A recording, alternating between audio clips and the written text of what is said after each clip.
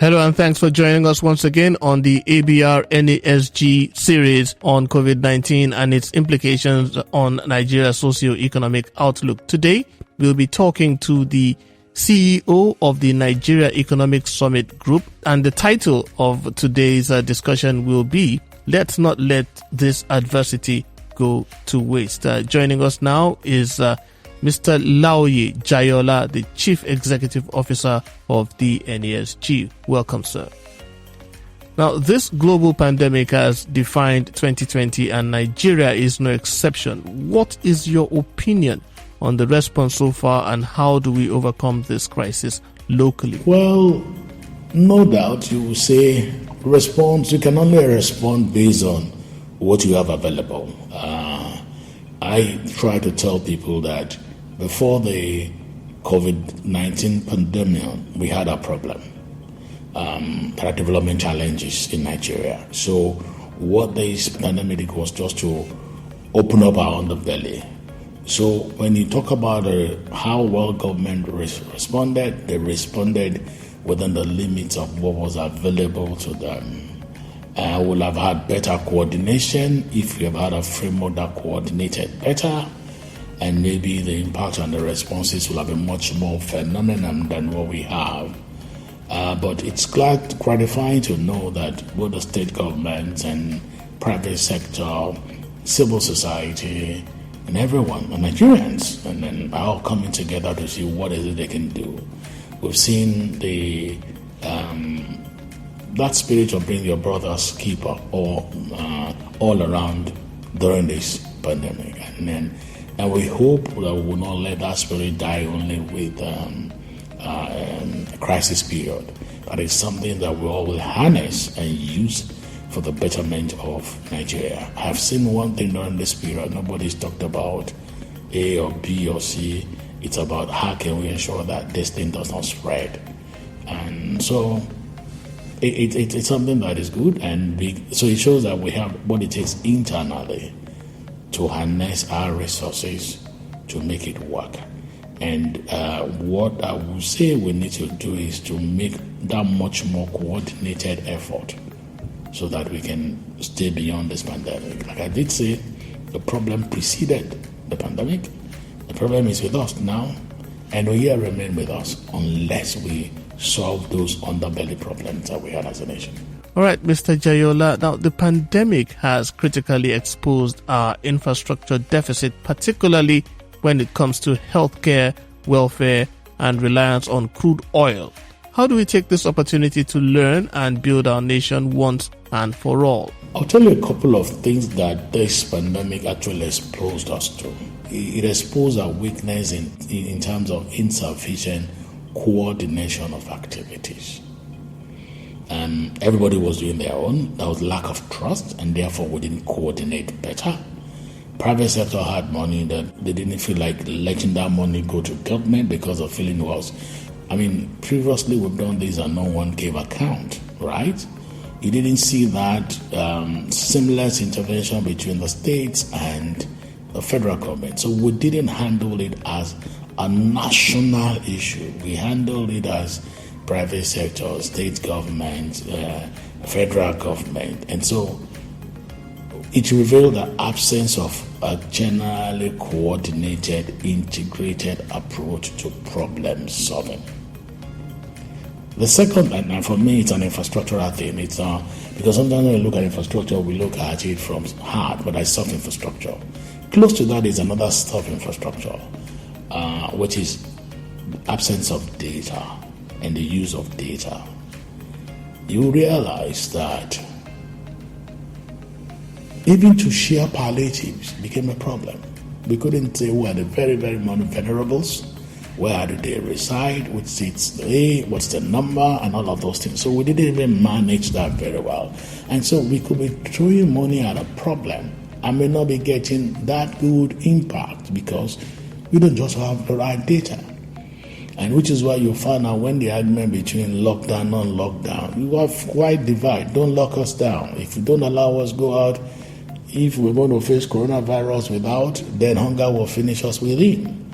So absence of data was again part of it. It's what makes coordination poor, it's what makes decision making very poor, and it's what makes implementation even poorer. So you saw data as a major thing. But very close to that is that, of course, you talked about our health stock.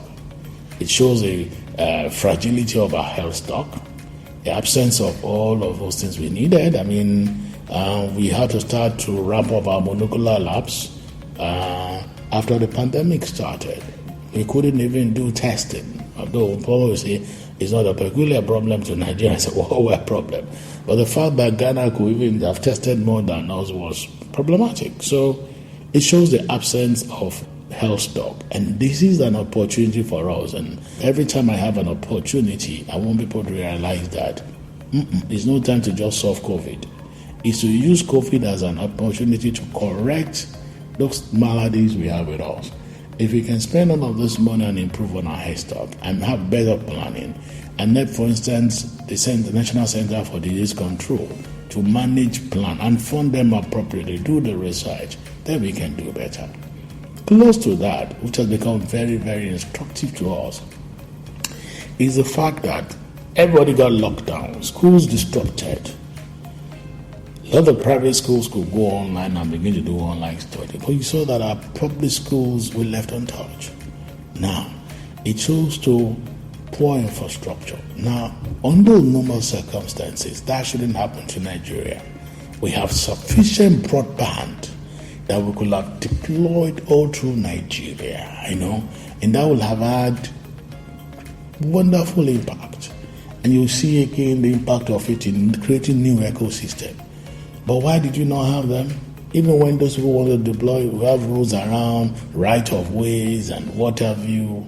And it shows that when everybody then sat at home and we needed to now put all the pressure on it, they began to fail. They were not giving, So they say, you've seen now that they've been stretched significantly during this period. And it gives us an opportunity for us to deal with things around broadband. And close to that again is power.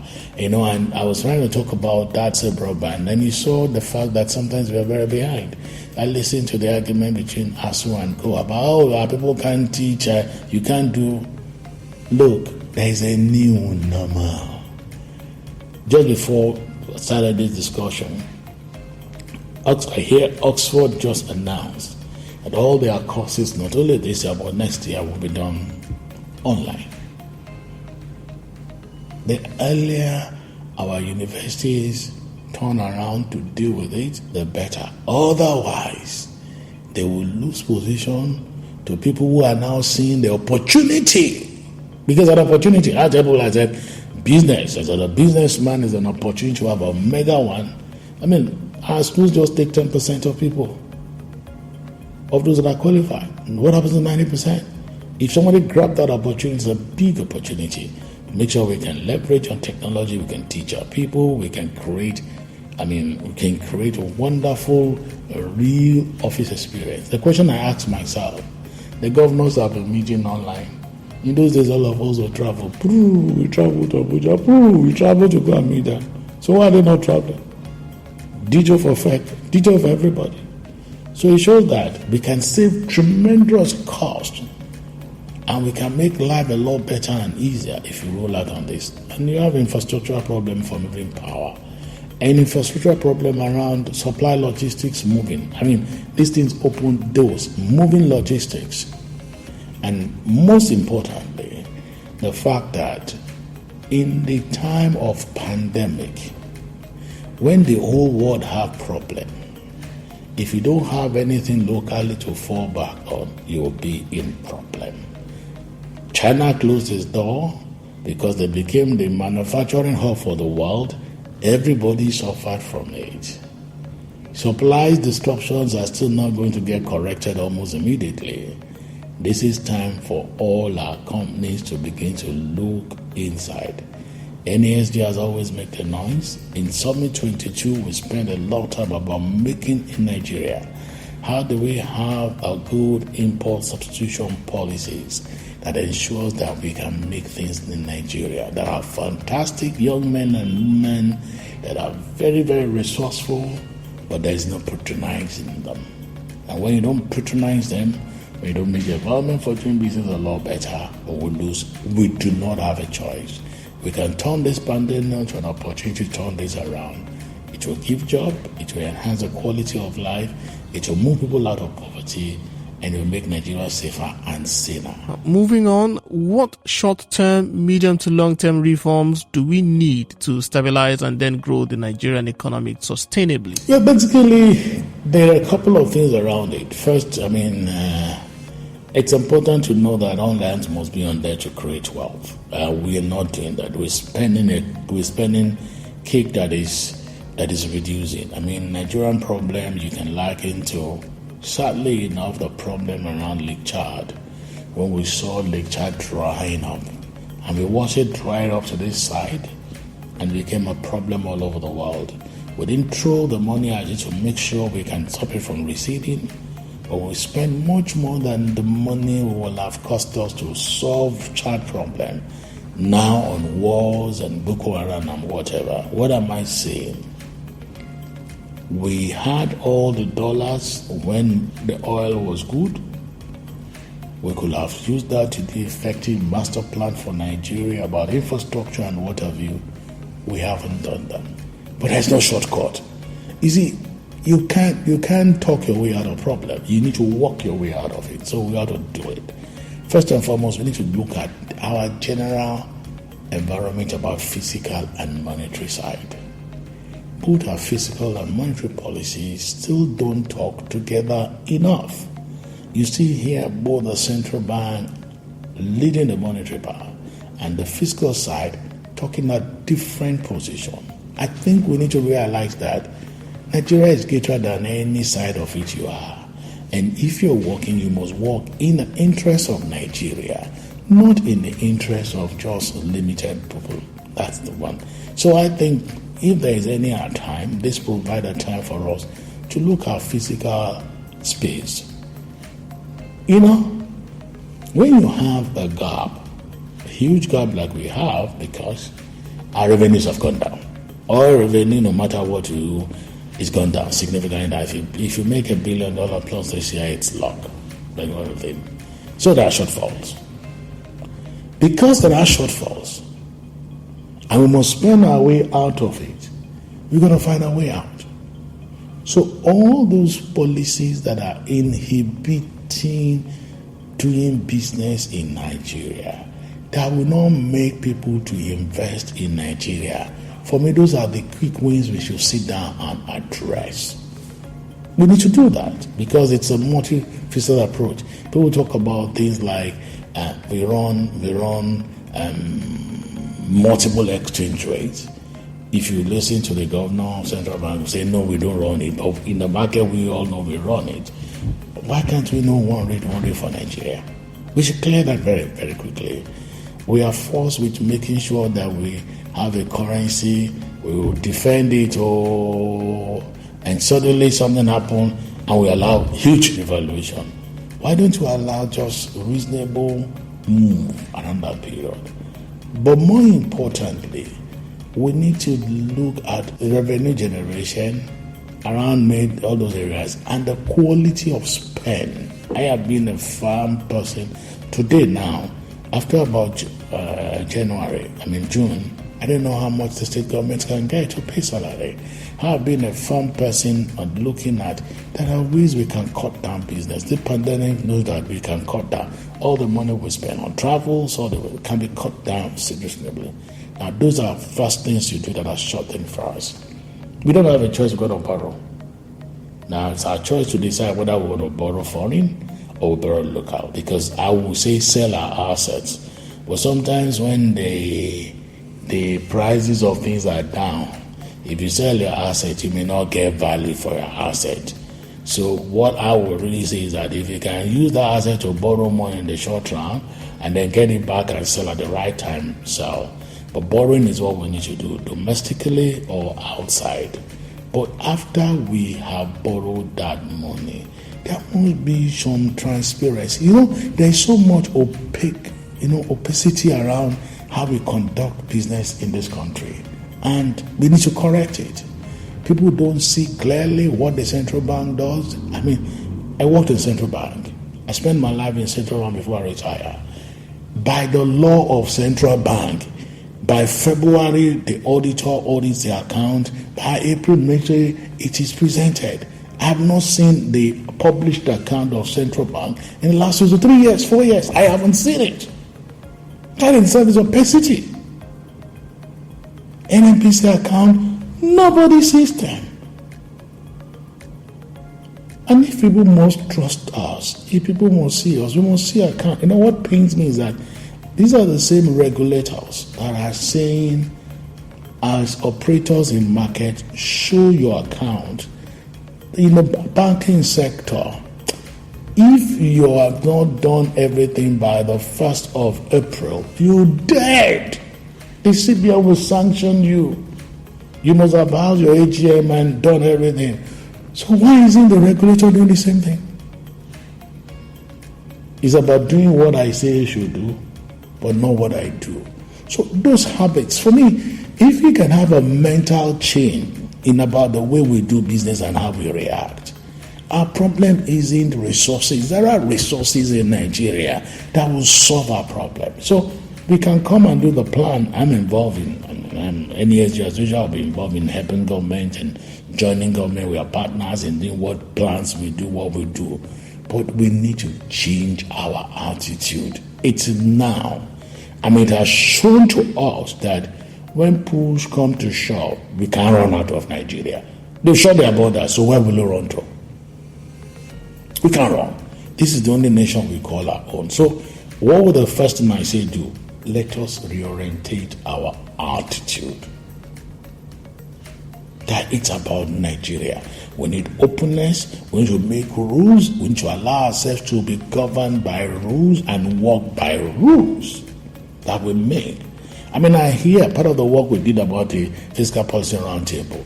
We hear that even government deducts taxes from people's salary, agencies of government, and they don't remit. Lawlessness. So for me, that's the most important thing. Then we can talk about. So when you create the environment and people can see you, they can trust you, they can see your transparency, and then we remove all the subsidies that we are giving people who we chose. If you give subsidy and it's free for all, I don't have a problem. But when you are giving people for a team of people, you chose to give them waivers and subsidy, it's not fair. I can afford to go abroad and then buy anything. So I buy money at subsidized rate. But the Nigerian that cannot afford sitting in his belly doesn't get it. No. Make it a level playing field for every Nigerian. Let's just have equal opportunity. We don't have equal access to opportunity in Nigeria. And these are habitual things we can control. We need to correct those things. If we don't, like kingdom come, this problem will come, it will go. But if we do, we'll come out a stronger nation. I mean, you've noticed I've not talked about do all of those things, because what is it that we're going to talk about that has not been said? What is it we're going to talk about doing light manufacturing that has been said? When I was a young boy growing up, by the time I traveled from my village from Lagos to my village, there are many light manufacturing industries I see. But today, where are they? Even our warehouses have been turned to churches. It's about our attitude. So, short run, I'll tell you, change the attitude. When we change the attitude, and every Nigerian decides to abide by the law, and the law is, everybody suffer the same law, not one law for one, one for the other. And then people who are in authority understand that you are there to serve in the interest of the nation, in the interest of the people. And it's about doing what I do, not what I say. We'll fix infrastructure, we'll fix roads, we'll fix everything. I am a firm believer in this nation, Nigeria. It doesn't take us 10 years to turn around Nigeria. 5 years, all those people that look at us and deride us will want to come back here. But if we're not sincere with ourselves If we create different law for people and we hide under ethnicity, hide under religion and go, we ain't gonna move forward. So it's not about policy. What I tell most people that work with you any age, sometimes in my spare time I take what we have done from Summit 1 to date and I read and I say, wow, what else do we have to say? Well, that's been another engaging and informative discussion. Thank you so much for joining us, Mr. Jayola. Well, this is part 4 of our series on the implications of COVID-19 on Nigeria's socio-economic outlook. We've been talking to the CEO of the Nigeria Economic Summit Group, Mr. Laoye Jayola. Join us for another edition coming up shortly. It will be the final edition in this 5-part series, which is a collaboration between Africa Business Radio and the NESG. Thanks for joining us once again. I'm Bimbola Awoyele.